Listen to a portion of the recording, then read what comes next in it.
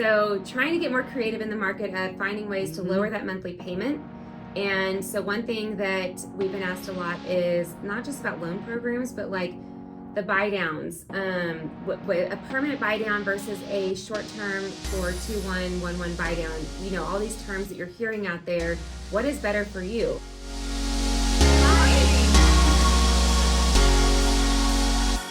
Get hot.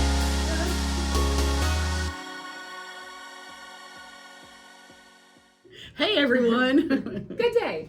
All right, here we are again back in the studio. Lori and I are talking about, all things interest rates, but more so finding ways to show our buyers like different interest rate options because one rate doesn't fit all. One option doesn't fit all. Right. So trying to get more creative in the market of finding ways to lower that monthly payment.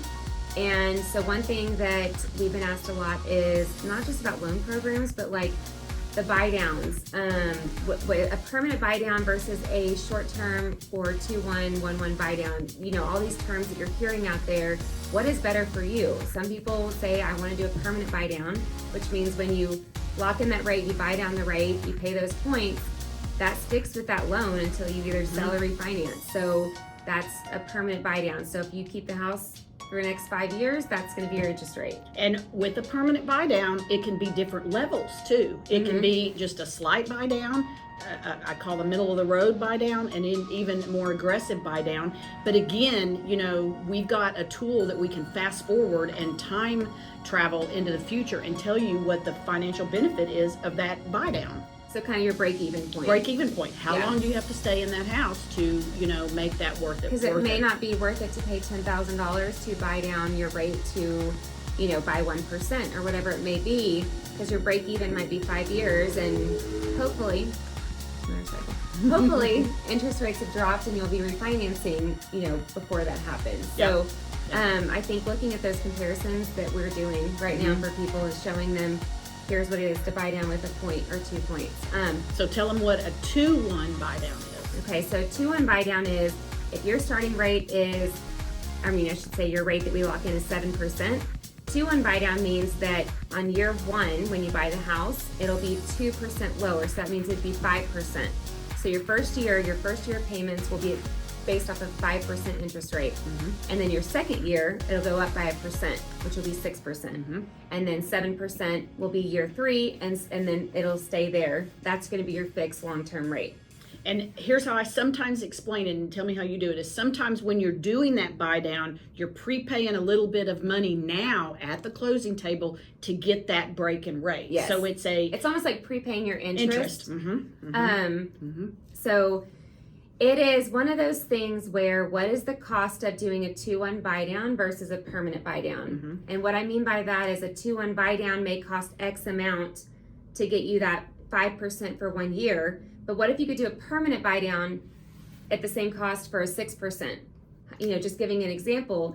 And then, because what if rates don't change? Like, you know, I always say don't depend on refinancing to be your, wish we had a crystal ball, but we don't always know what it is. So you are kind of gambling and trying to figure out what it is you think. But, you know, every borrower we get is, some of them are payment conscious, some of them are cash conscious, some of them are monthly payment amount, whatever that is. And so hopefully we can run these options and your gut will tell you which way is going to be comfortable for you. I had a buyer that was interested in the 2-1 buy down because they knew, for like, I say for a fact, we never know it's factual, like as far as, you know, what our future holds, but they are here for a short time, 2 years. He's in this program down at UT, and he said, okay, I really want to lower interest rate based off of what my finances are going to be for 2 years. I know that I'm either going to be selling within 2 years, or I'm going to either refinance or rent it out. He said, I need the lower interest rate right now. And so for him, he had the cash to do it, and that made sense for him because he needed lower monthly payments based off his current expenses. So and also a lot of people don't know this about the 2-1 buy down. One of the pros to that is if he were to sell, say like at year 1 or year 2, any of whatever prepaid interest that he did not use to that buy down, that temporary buy down, he actually gets refunded at closing, whether it's selling or refinancing. So kind of to sum up is what kind of got us into this is I had an agent that wanted me to run some numbers, and I showed it to Ashlynn, and then she, we kind of got to talking about it. But we can take, a specific loan amount, and your taxes and insurance change depending on year to year, but your principal and interest, and we can give you, 3-point buy down, 2-point buy down, 1-point buy down, a 2-1 buy down, and a 1-1 buy down, and what the cost of those are, and what it does difference in monthly payment, because it's kind of like, you have, and here in this environment, a lot of our borrowers are getting seller concessions. Yes, I had somebody go under contract and got $25,000 in seller concessions. It's an FHA loan, so we maxed out because you can have up to 6% in seller concessions on an FHA loan. And so we were able to use that to buy down the rate. And I'm going to add to this because I think this is really cool, is this might even be a whole other topic that we talk about, but you're maxed out on what you as a buyer can buy down as far as points.